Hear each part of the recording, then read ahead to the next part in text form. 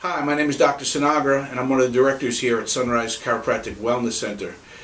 Today's discussion is going to be about type 2 diabetes. It's all over the news. It's been said on many medical programs and news stations that type 2 diabetes may possibly bankrupt the healthcare system within the next 10 years. And I want to discuss a little bit about that. It's a confounding problem, but it starts with understanding where it comes from. Type 2 diabetes is due to an increased carbohydrate load or carbohydrate diet. Now, since World War II, or let me rephrase that, prior to World War II, we did not have access to the food supply that we have now. We did not have access to sugary drinks, soda pops, cakes, cookies, vending machines, delicatessens, Costco with the Big Mac and cheese boxes. We have increased our carbohydrate intake tenfold. We're not designed to deal with this.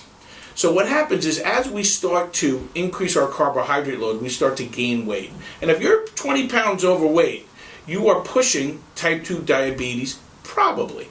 I'm not saying definitely, but there's a good chance you could be. The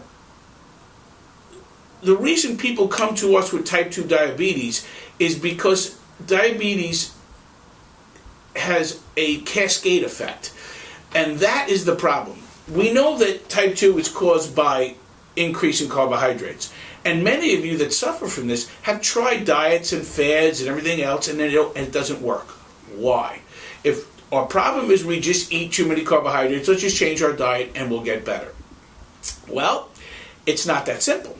And what happens is the cascade effect of increased blood sugar over a long period of time affects multiple body systems, which I'm going to get into. Now you have a body that doesn't just have high blood sugar. You have multiple system breakdowns. And now all of a sudden, your task of trying to lower blood sugar and lower weight becomes almost impossible. And let me get into that a little bit. When you have increased blood sugar, your pancreas has to produce more insulin. So your pancreas is squeezing out more insulin, more insulin, more insulin. And now your insulin receptor sites throughout your body become less sensitive. Now your body requires more insulin. So your pancreas keeps dumping, keeps dumping. Sooner or later that insulin kicks in and now your blood sugar drops. So you go from high blood sugar to low blood sugar.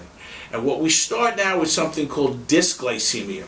You see, your blood sugar is supposed to be in a very tight ratio, kind of like blood pressure, vary a little bit. Probably between 80 and 90. I mean, there's different variables. You can go a little bit above 90, even a little bit below 80. But you should be in a tight window. What happens is, as you start to become insulin resistant, or now we call that metabolic syndrome, your blood sugar starts to go too high and then it drops too low. This is called dysglycemia. And our blood sugar starts moving like a pendulum. The body's response to this is from your adrenal glands. Now your adrenal glands are trying to deal with your blood sugar being so low. Your adrenal glands now release something called cortisol. Cortisol and insulin work hand in hand to keep your blood sugar balanced out. Cortisol is supposed to be used in terms of stressful situations to increase blood sugar. But if that stress is prolonged, it starts to cause damage due to the increase and the prolonged distribution of cortisol throughout the body. Number one, this starts with your liver. When you have blood sugar that is too high, your body now shunts the excess blood sugar to the liver to be converted from glucose to triglycerides. So now somebody that's not even eating fat will have very high triglycerides. And that is due to the carbohydrates being converted in the liver from glucose to triglycerides. This is also a very, very energy consuming reaction in your body. This is why you'll notice people that have this problem. If you eat a carbohydrate meal, they almost fall asleep instantly at the table, or as soon as they're done eating a high carbohydrate meal, they almost want to go to the couch and go to sleep. That is definitely an effect and a sign that you have too much glucose and too much blood sugar. the increase in cortisol over longer periods of time starts to affect membranes in the body, primarily your brain and your gut. I'm going to talk about your gut first. If your body is producing too much cortisol in response to too much glucose, what happens is it starts to break down membranes.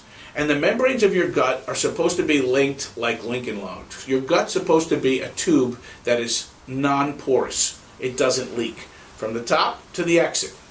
When it starts to leak, we call this, and it's a medical term, leaky gut syndrome. It's becoming epidemic in this country.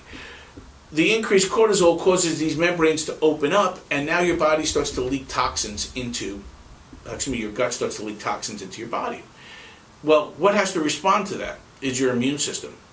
So, leaky gut caused by increased cortisol, caused by increased blood sugar, can now lead to an autoimmune reaction, where your immune system just becomes overwhelmed and becomes less specific.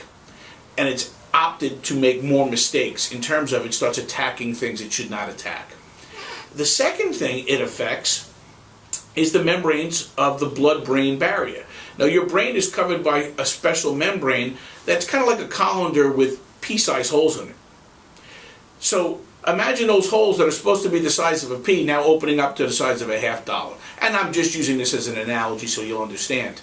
Now all of a sudden peptides, viruses, bacteria, proteins all start getting into the brain through this blood-brain barrier that's been damaged due to the high cortisol, which is a result of the high blood sugar.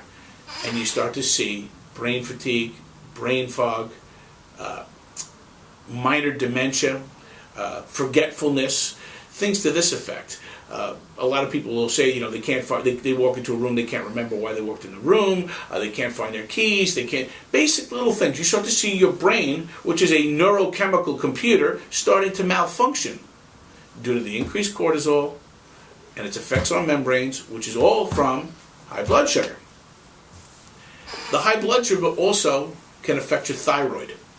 Now, your thyroid must convert T4 to T3. If you have increased cortisol, that can affect that conversion. And then there's other ways it can do this too, but this is just a common one. So now you have increased blood sugar. You're having immune malfunction. Your triglycerides have gone high. And now all of a sudden your thyroid's not working right, so your fatigue is going up. Your energy levels are going down. You have the dysglycemia, so you're going from hyperglycemia to hypoglycemia. Your sleep patterns get affected because your cortisol and melatonin actually work in a circadian rhythm. Melatonin and cortisol work in a circadian rhythm designed to cause us to go to sleep at night and wake up in the morning. So if we try to go to sleep at night and our cortisol levels are high, we can't fall asleep. This can throw off your sleep patterns. So can you see this cascade I'm talking about? All because of this. Also, I want to talk about sex hormones. In men particularly, when we have increased blood sugar, we can have something called aromatization. I hope I said that right. I think I did. Where you can start to convert testosterone into estrogen. This is very common in overweight males. All of a sudden, when you get this, you start to lose your sex drive, you start to lose energy, all due to blood sugar. In females, it can go the other way, where you have high or increases in testosterone. You can get polycystic ovary syndrome as a result of high blood sugar affecting the balance between estrogen and testosterone. Finally, if this goes on for long periods of time, it can actually affect nerves too, and you may develop peripheral neuropathy. In closing, if you're dealing with high blood sugar, type 2 diabetes, fatigue, excessive weight gain, inability to lose weight, you need someone to get you from where you are to where you would like to be. That's what we do.